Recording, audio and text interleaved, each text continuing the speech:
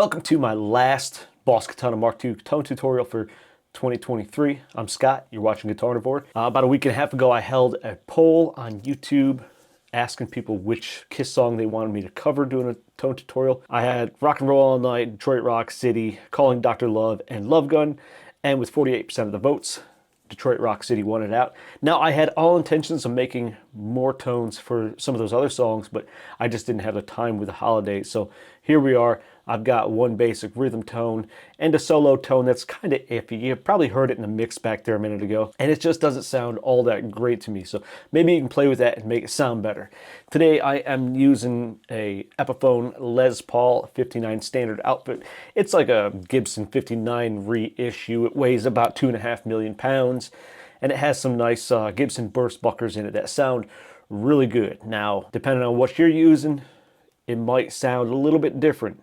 So keep that in mind. Detroit Rock City is one of our great rock anthems of all time. And if you've never seen the movie Detroit Rock City, I highly suggest it. A lot of fun, a lot of fun. So without any further ado, let's get into the tone. Across the panel, I've got a Crunch amp with 82 on the gain, 75 on the volume, 45 on the bass, 55 on the mids, 65 on the treble. And over here, I've got a vintage cabinet resonance with 15 on the presence. You can play with any of those, make them sound how it best sounds to you. In my chain, I used 2-2. At one time, I had a booster here, and I wanted to put a compressor before the booster, so that's why I chose this one. And I also have an effects that I'll show you a little later, needed to come after the amp. So that's why I chose that one, but you could choose 2-1 too, because I'm not using the booster here, and as long as the compressor's before the amp, that's how it sounds best, and as long as the FX is after the amp. Our first mod is a light compressor. It just adds a little bite to the tone. Now let's hear our dry tone before I go any further.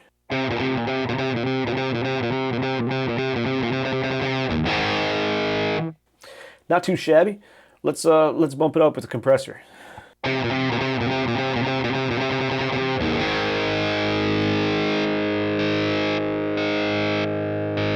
You can clearly hear it.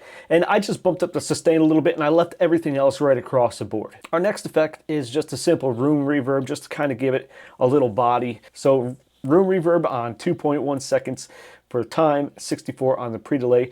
The low cut, high cut, and density I just left right alone. That's where they already were. And I got the effects level at 22 and the direct mix at 100.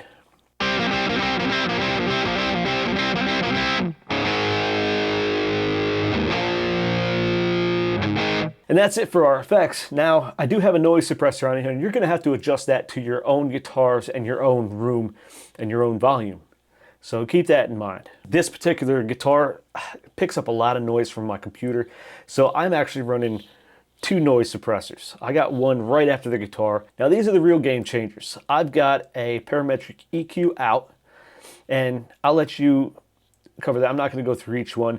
I just added a little bit of gain on each one of these mid gains. I didn't take anything away. I left the levels as 0, and I adjusted the cuts and the frequencies however I needed them to. So you heard it without, and let's hear it with.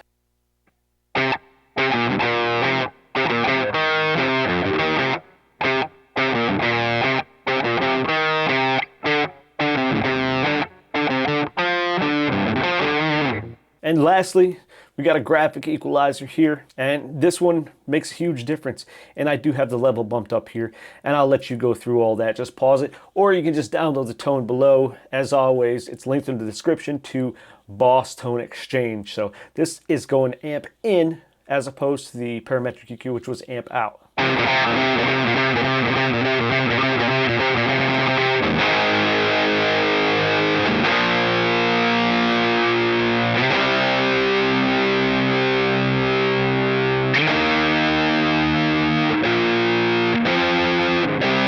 So that's it, but let me show you the 2 that I didn't use because it just didn't sound quite right in the mix.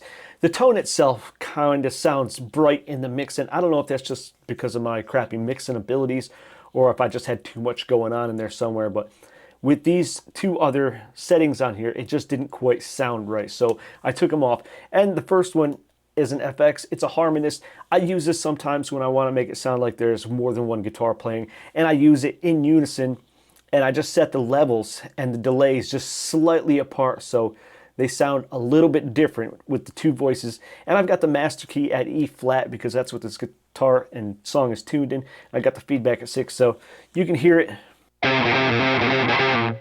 And with it on.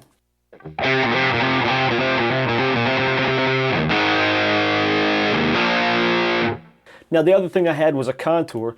I had a contour type 4 and the frequency shift at 16, which kind of gave it a nasally sound to it, and I thought it was just a little too much.